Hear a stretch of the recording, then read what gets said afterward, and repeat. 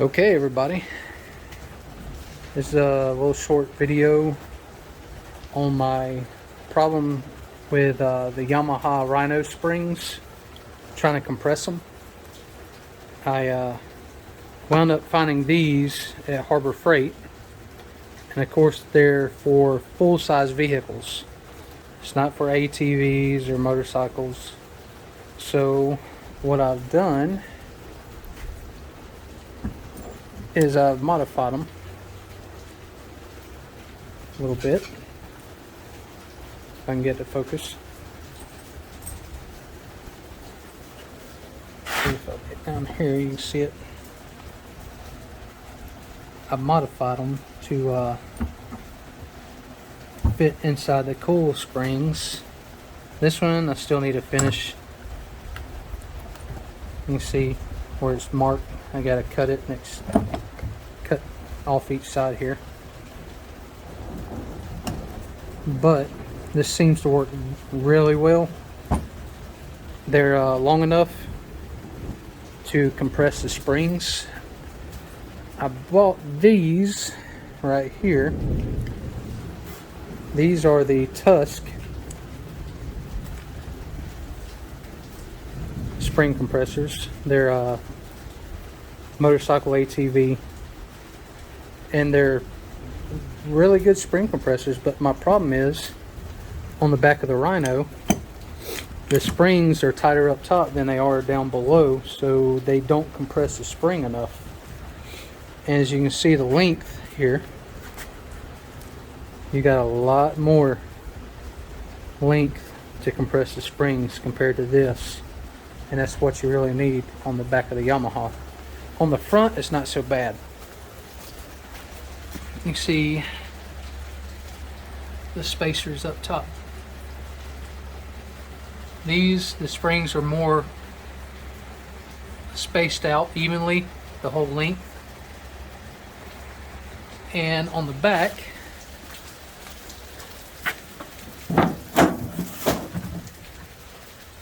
you can see they're tighter up top and more spaced out at the bottom.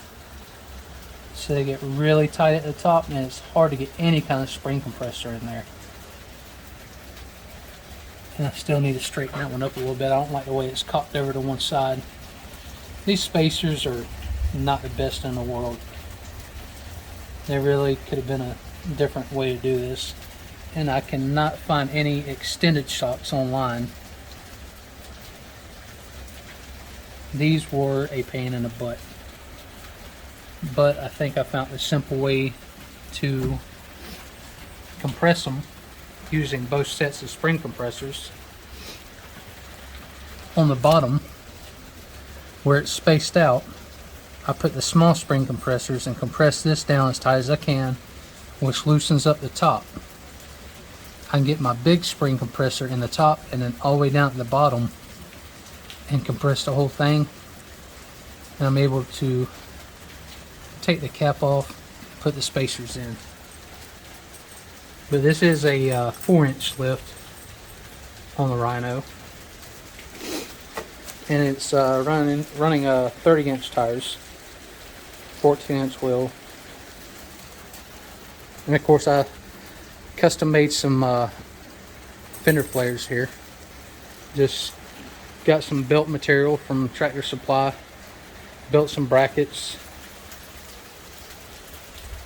and I riveted them on because these tires here, my driveway is rock and crushed asphalt, so while you're driving it was slinging up chunks of asphalt and rock right in my face and my head.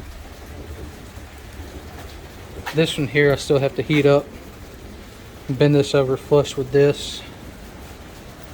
On the other side, you'll see it's pretty much even all the way around, and that kind of helps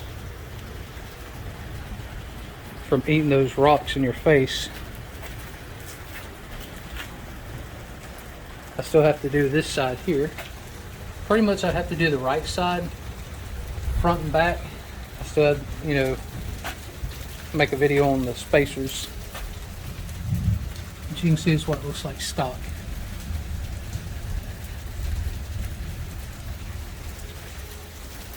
And that is the cup holder that I got off of Amazon.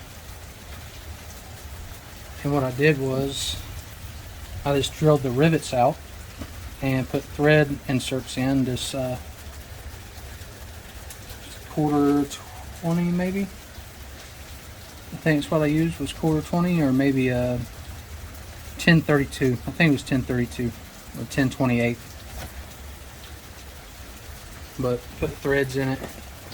And the same, I had a golf cart cup holder that I just built a bracket back here because these, you can see, just fits a small bottle.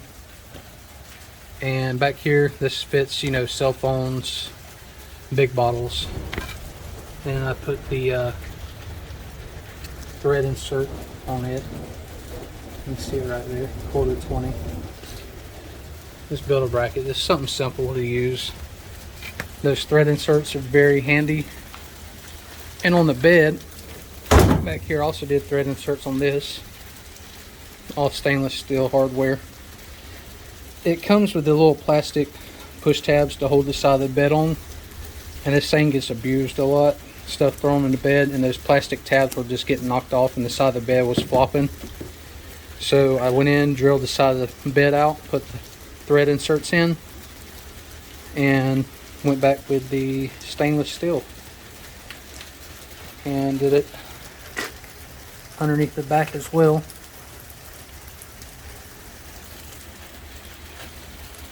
But now I'm getting ready to finish putting the spacers on the passenger side. I'll show you what that's like in the video. But just wanting to show you these tools I modified to fit in there, and they work really well. I mean, I didn't know if it was going to work, but it works very well, and it compresses very easy. Where the Tusk, if you get those back springs pretty tight, this thing starts squawking and eventually quits moving, and I don't want to tear the threads up. But that's it for the tools, and I'll come back later when I get this spring off and show you how this is working.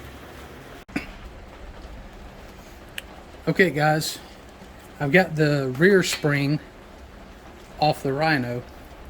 As you can tell, looking here, the lower spring has big spaces in it. The upper spring is real tight. The trick that I think I'm coming up with is to put the Tusk on the bottom and compress the big spring so that I can get the overall big spring compressor in these tight gaps here. It'll open these up some when I compress this. So I'm going to put these on, compress them.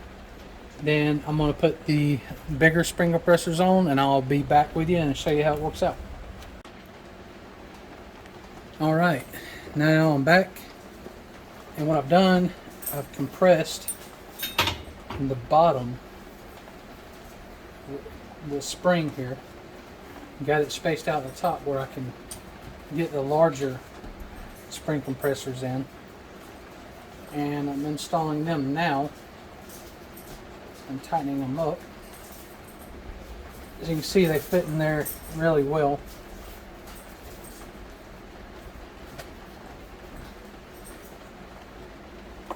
Let's turn around.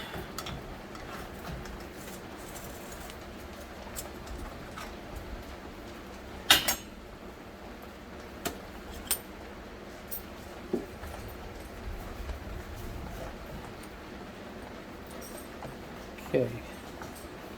So I'm trying to do is find where I can squeeze it in here.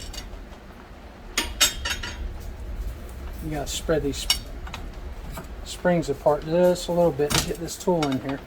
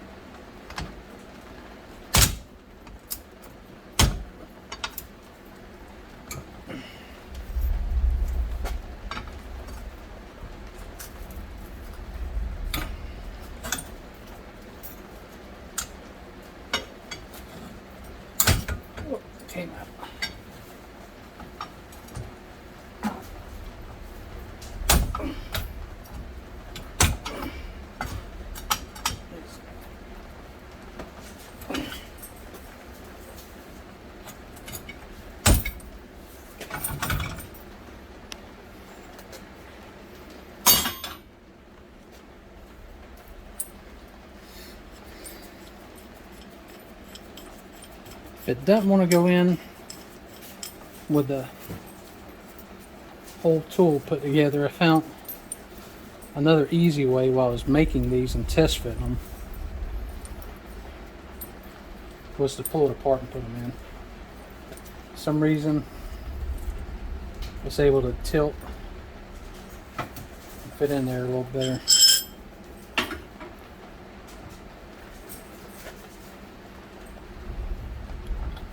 Okay, see right there, fits in good. What you want to do, spread it out a little bit and get it all the way in there.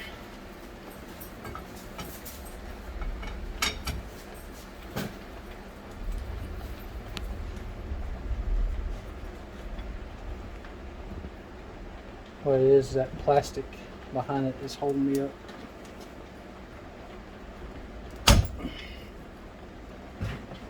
There we go.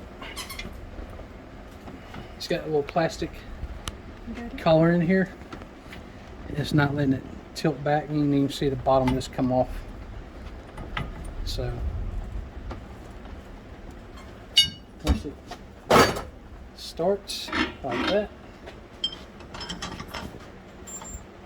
put it in. I think I'm going to cut these pins off because these pins are doing no need to me. They're just getting in my way.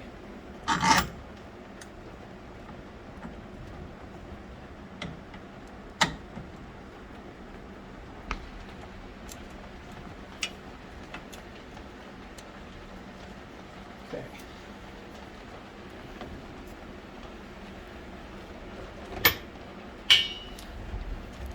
Now just start this.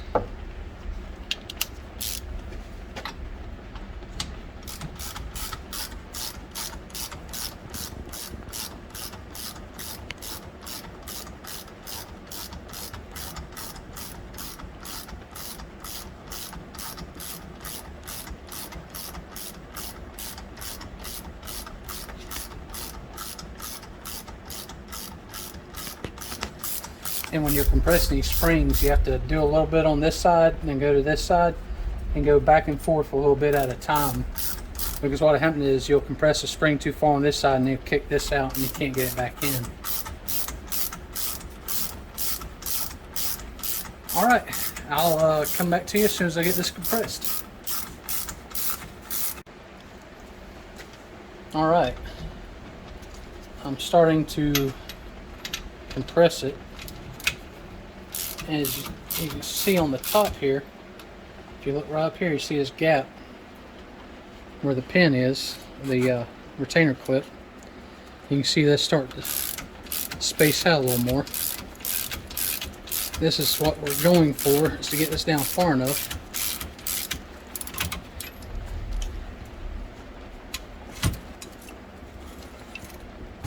And like I was saying, you have to do a little bit on each side, otherwise it tends to cock over to one side.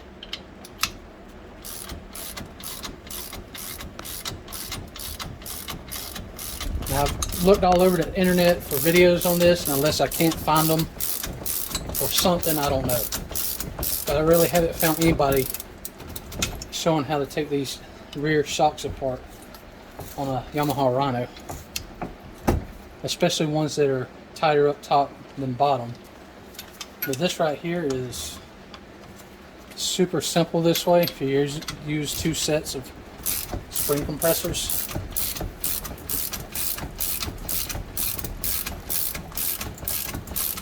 Now you gotta space it out just enough because we're gonna be putting in 2-inch spacers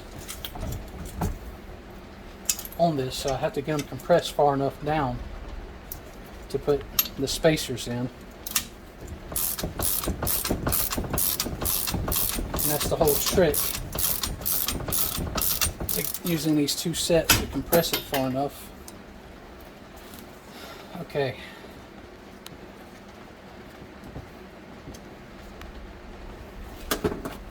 the spring retainer is right here.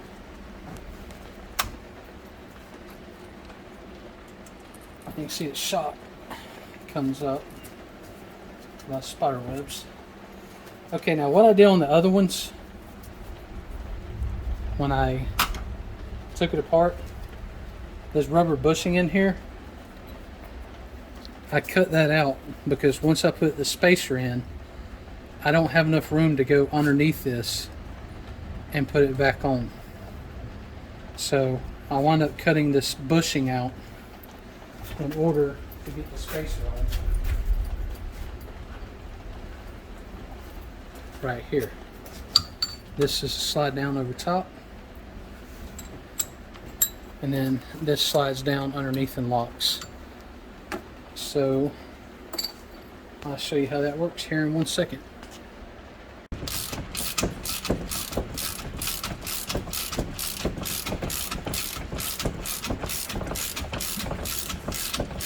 Alright, now I'm going to finish compressing the spring so that I can cut that bushing out and put the cap back on.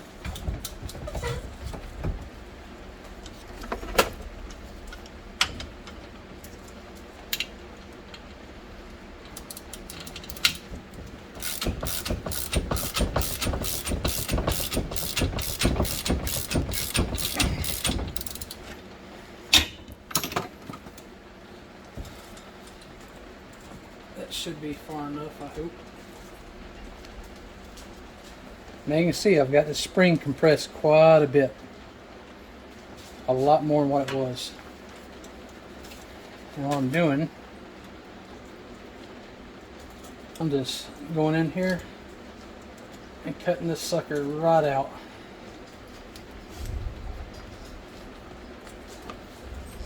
Because right now, by putting spacers in, it's serving no purpose. And you gotta be really careful while you're doing this because you are working with a loaded gun. Having a compressed spring like this, if it were to come apart right now, it could do some damage to me and everything around me. So I'm trying to work real easily.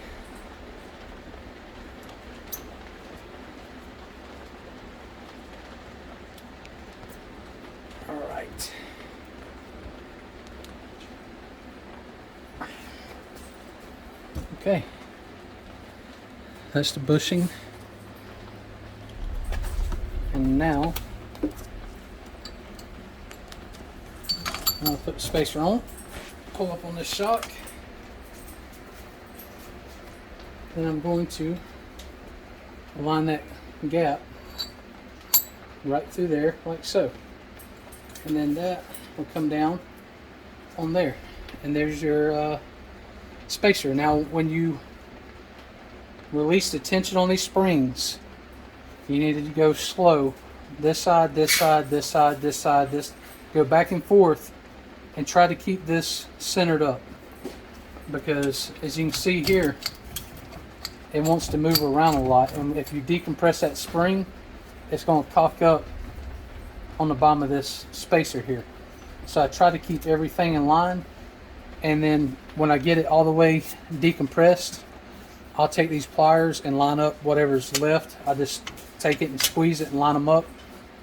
But always keep in mind when you're taking that tension back off the spring, try to go slow and keep these lined up.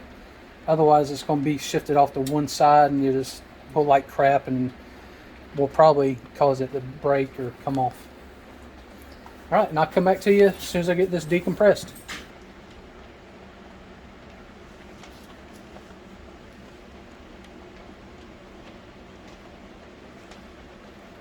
Okay, now that I have one side decompressed, one of the problems I run into is once you let the tension off these springs, they're even tighter up top. So if you have a problem trying to get these tools out, the bottom is loose, top is pretty tight. I found the best thing to do is just go ahead and just take the rod out of it.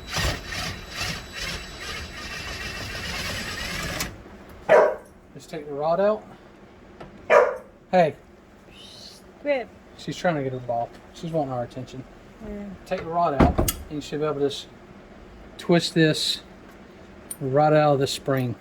Because what it is, the way I've made them, a lot of times when that spring's even tighter, you can't quite get it to tilt up and out. So just take the rod out, and like on the top here, you see it's able to twist down and out, just like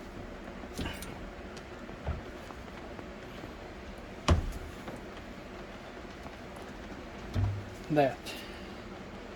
You can just, as you can see, it's pretty tight. Now you can stick something in there and pry it apart and pops out even easier. But if you're having trouble once you decompress it, just pull the thing apart and it comes right out. And that little tool modification for a strut compressor worked really well. As you can tell, our side host over here, she's trying to get her ball. And if she gets too close to the wall, I have an underground fence in my yard. So the shop is real close. This side of the shop is real close to the line. So her ball is in the... You can't go. And... Hold on. She rolled it right into the aluminum shavings. And to play with her ball is underneath my roll around.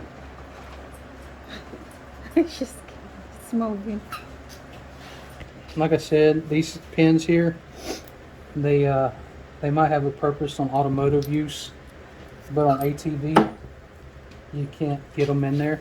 So they're no use for them on ATV. So I'm taking them out. All they do is just get in the way while you're trying to use them. They're actually like a lock. It keeps them from coming off on a regular spring. But that is the modification that I made on the tool from Harbor Freight. And it worked out really well. I couldn't find any other spring compressors for ATVs that were big and could compress a two-stage spring like that, where it's spaced out the bottom and tight up top. These right here were the best way to go, I believe, and the easiest way. I still need to do some trimming. You can see they're they need some touch-up work, but for right now what I did, they work perfect. But I can make them a little easier to use. They're really heavy built, so that spring on that Rhino is definitely not going to damage them. And now I have to do a front spring, and I'll be done with the 4-inch lift on the Rhino, and we'll come back and look at it when we get done.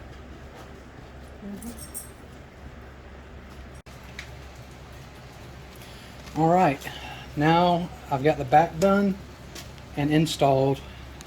I'm going to do the front. Instead of taking the shock completely off, I'm leaving it on the Rhino. I just took the top half loose and pulled it out right here, and makes it a little easier to work with. So I'm going to install the compressors, and I'll get back with you in a second and show you how this one comes off. Alright, now to make it easy, like I did taking it off a while ago, I just take the threaded rod out, so I'm able to put the spring compressor in there and pull it up. Now, stick my rod through, start my bottom down here. Then I'll start the threads by hand, make sure I don't cross thread them. Now I'll tighten it.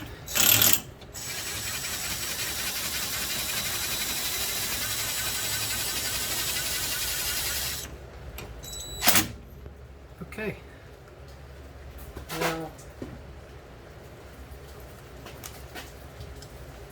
I'll do the same the other way around.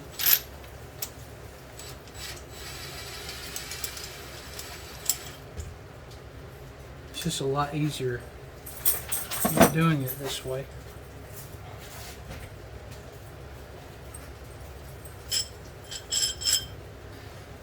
And always on your threads, keep grease on them because it helps lubricate, helps keep it under tension, turning easy, where you won't damage your threads.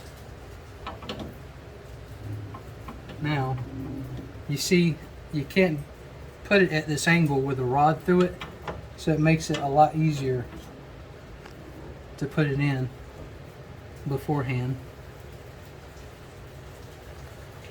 And what I'll do, this side's a little bit tighter working with this battery box in the way. I'll stick my bottom on, just like that. I'll get it started by hand.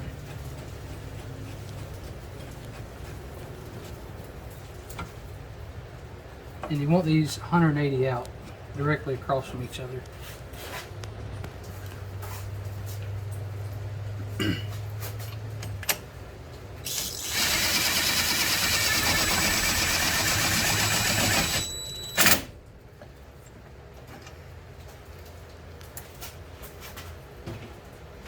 Now, some people may use a drill or impact to tighten these down. I don't like doing that because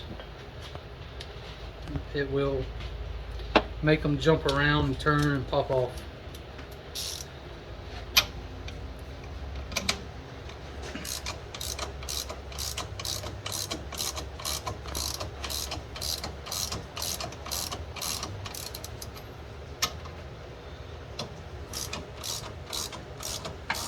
And by doing this on the machine, that bottom being bolted up kind of helps keep everything from moving around too much on you.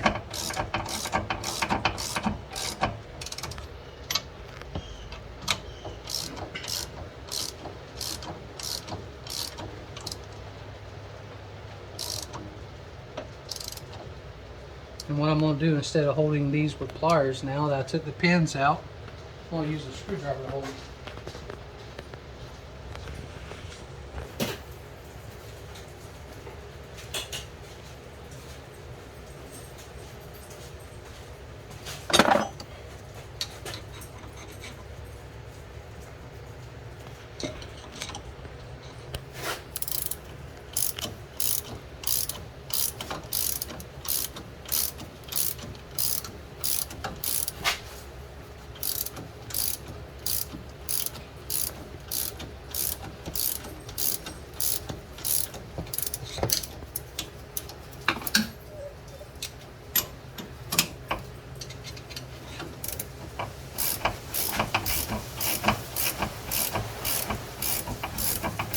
And today, I don't know if you can hear the weather outside, but it's a lot of bad weather here in Florida today.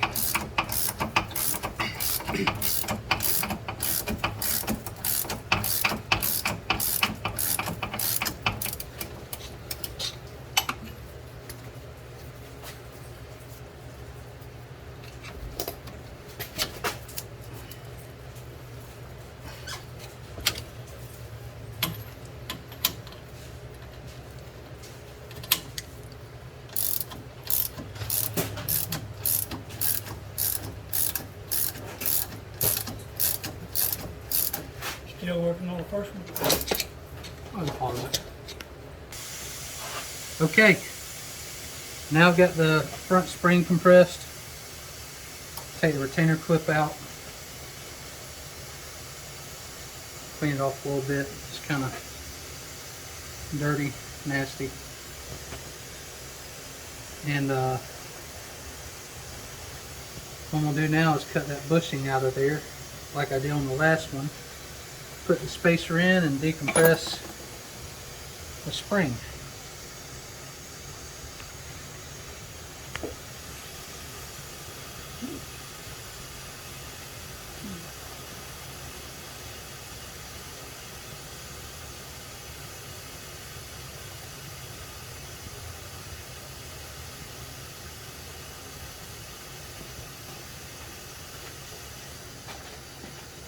Okay, this is the billet aluminum spacer. Goes right on there.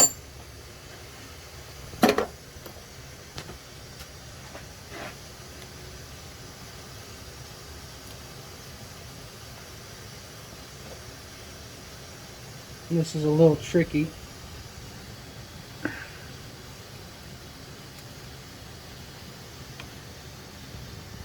You have to cut the top half and you have to pry it down.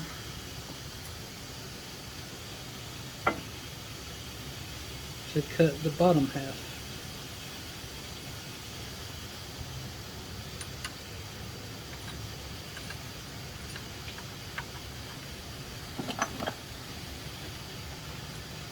I'm trying to be extremely careful while doing this. I don't want to jerk or bang anything while the springs are under tension. Perfect.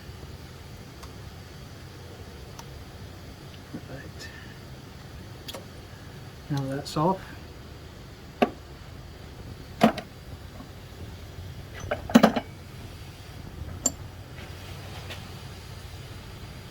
Make sure this is pulled up all the way. See if I have enough to get this under it. Just like that. Okay, and just like I said before, when you take the tension off, try to keep this thing, this shaft in the middle is going to move around in this spring, but you want to try to keep it from getting off to one side or the other like this. Otherwise it's going to make a mess with you, so try to keep it as centered as you can.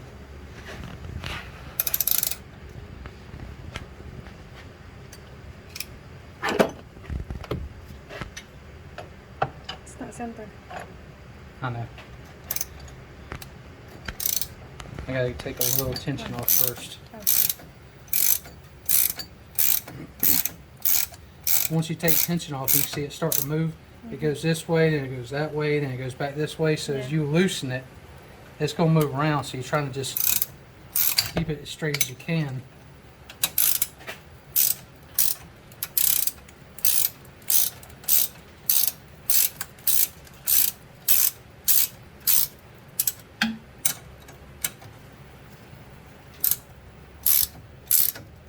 Gear wrenches are man's best friend.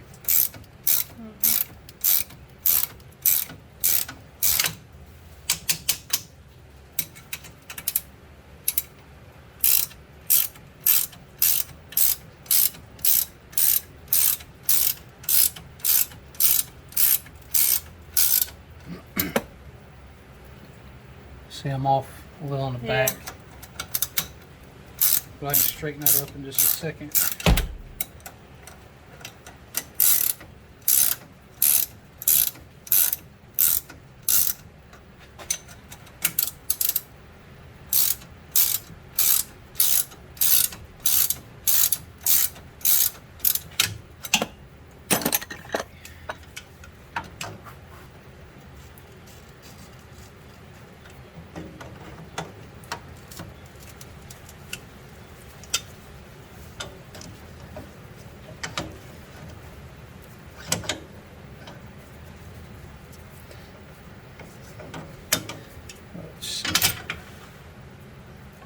See, it's still movable.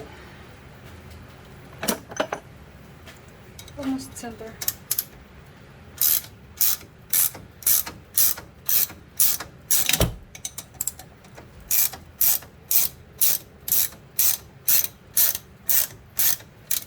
Alright, we're getting close. So you see it wants to move around with me.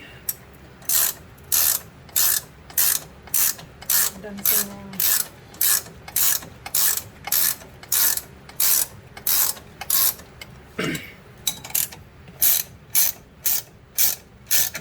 Alright, it's got where it's getting enough tension off of it.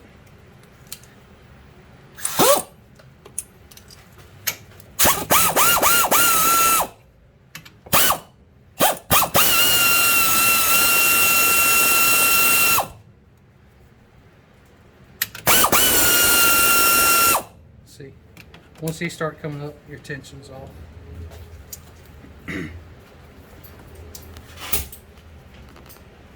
Alright. Well, I guess I could just go ahead and take the rods out like I showed before. These things are hard to come out of the spring once it's compressed like this. With a spacer, you got more tension on the spring here, so they're tighter, and they're tighter on the spring compressor.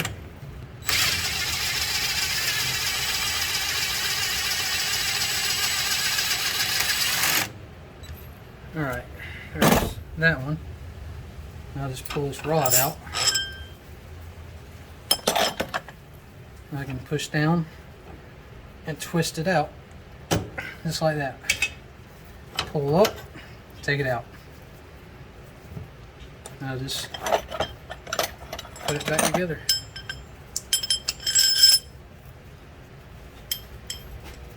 Makes it a lot easier to do it that way.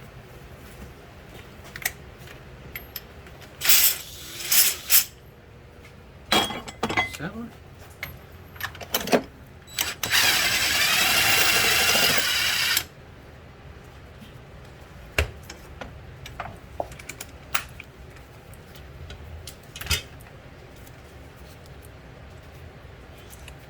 I thought I had that all the way out. There we go.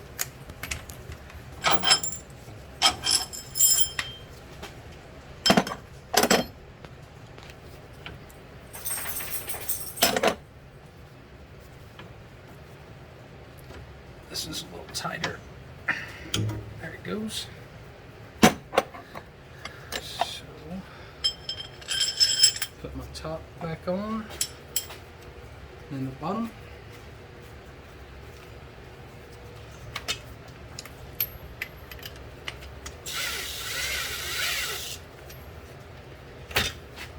Okay.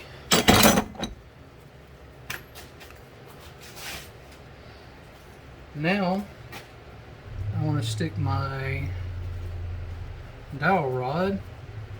Let me grab it. We got to get the top of the shock back straight where it goes so we can put it back in the housing. See if I can move this over just a hair. Get it a little bit straighter than what it is.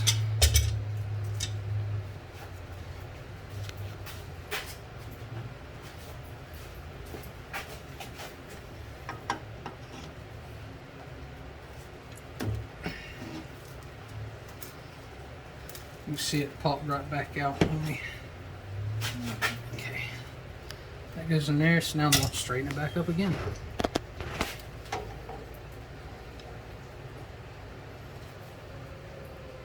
There we go. Honestly, I think next time I take these shocks apart, I'm going to decompress them, and I'm going to take this rubber bushing out of here because I hate it. That's what is allowing this thing to slide around so much, is that rubber bushing in there. Now, being metal on metal, I might have to make like a rubber O-ring out of something like the conveyor belt material I use for the fenders to go in here like a gasket. But that hard plastic is just letting it move around a lot, and I don't like that. So if I start to have problems with that, I'll take them back apart. And once I get this put back together, we'll get back and show you the final result and the way it looks on 4 inches of lift.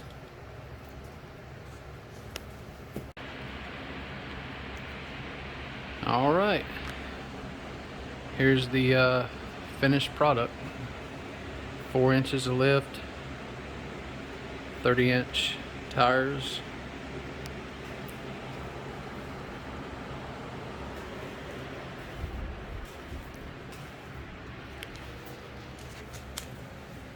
There's the brackets for the bottom of the struts.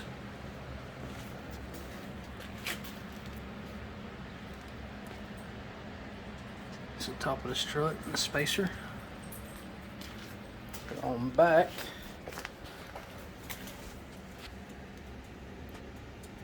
there's your extensions and your spacer.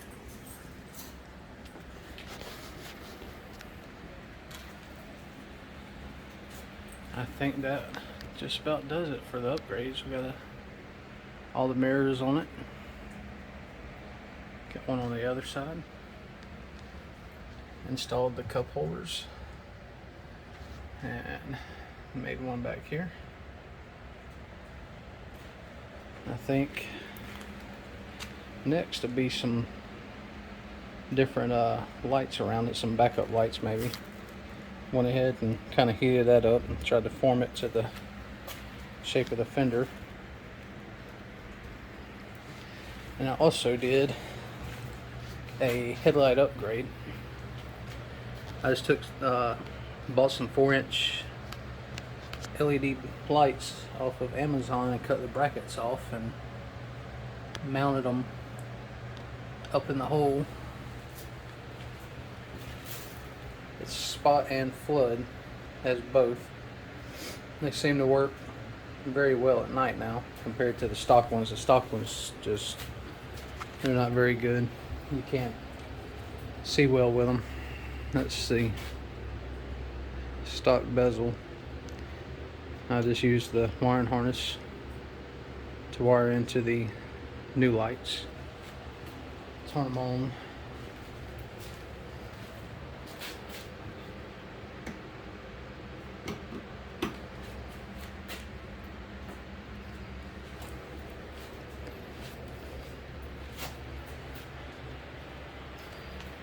They are a lot brighter than stock.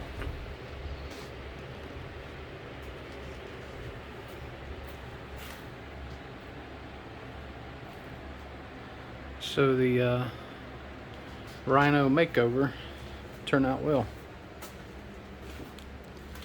Like I said, the only other thing I'm going to do is probably mount some either round LEDs right here for backup, or mount them down below under the bed. But just wanted to show y'all what it turned out looking like. It's 2005, or it was bought in 2005, so it might be a 2006. I think it was a late 2005 model. So that's it. Hope y'all enjoy.